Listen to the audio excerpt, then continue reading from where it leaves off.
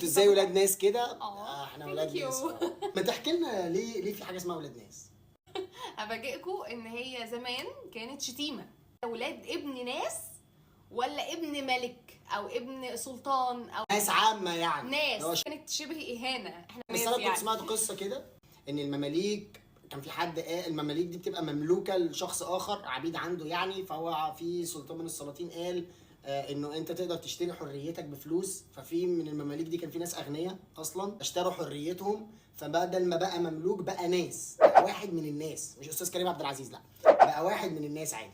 بعدين المماليك دول اتجوزوا وخلفوا، فخلفوا الولاد اللي هم خلفوهم دول كانوا بيبقوا اسمهم ولاد مماليك. فبقى اسمهم ولاد ناس. عشان كده يقول لك ايه على حد مثلا غني فيقول لك ده ابن ناس. ممكن دي بقى هي اتحورت شبه اهانه ايام المماليك والعصر العثماني، تمام؟ العصر العثماني. وبعد كده اتمحورت مش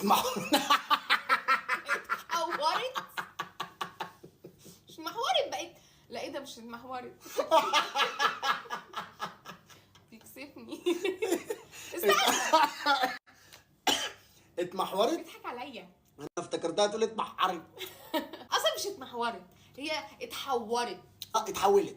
لا، تسهل الدنيا علينا. احساس بقت بعد كده اللي هو قال القصه اللي قال عليها اللي هو حته الحريه، بعد ما بياخد حريته بيبقى من الناس، فبالتالي انت بقيت ابن ناس، فبقيت دي شيء كويس. الابن المملوكي فهيبقى ابن ناس. لا على فكره برضه مش هننسى ان انت قلت اتمحورت. اتمحورت وبثقه. فالكلمه اتمحورت هو ايه اللي اتمحورت؟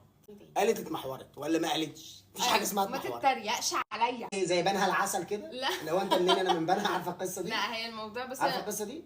لما يجي حد يقول لك ايه، يقول لك ده عامل عبيط، يقول لك ده عامل من بنها. فليه؟ علشان الطريق بتاع القطر كانت بنها في النص. فالناس كانت علشان تزوغ من الكمساري فيركب القطر مثلا في اول الخط وهو رايح اخر الخط، فلما يجي الكمساري يقول له هات تذكره فيقول له ده انا خلاص، ده انا نازل بنها، فخلاص يعني سامحني في التذكره وبتاع، فالكمساري يسيبه. تمام؟ وممكن يكمل لو الكمساري قفشه. لو الكمساري جالك عشان ما تدفعش اعمل من بنها. في قصه تانية بتقول ان بنها دي اسمها بنها العسل. وانا قبل ما تخش بدات قصه كملها. مش رجاله احنا ولا ايه؟ هو القصه بتاعتي. لما اتكلم ما تتكلميش. ان بنها العسل دي بتاعت العسليه. مثلا دمياط او تروح اسيوط او تروح مكان تاني تشتري عسليه، فكانوا بيبيعوها اغلى عشان هم نقلوها من بلد لبلد فدفعوا نقل، فلازم تبقى لو هنا بربع جنيه هتبقى هناك بنص جنيه. فتقوم انت قايل له ايه؟ تقول له ليه يا عم بنص جنيه؟ ما هي بربع جنيه عندنا في بنها. ايوه، فاعمل من بنها تاخدها ارخص. فمن هنا يقول لك كده بص ده عامل من بنها. ودي معلومات مش هتلاقوها عند اي حد يا جماعه، عند جده اسماعيل.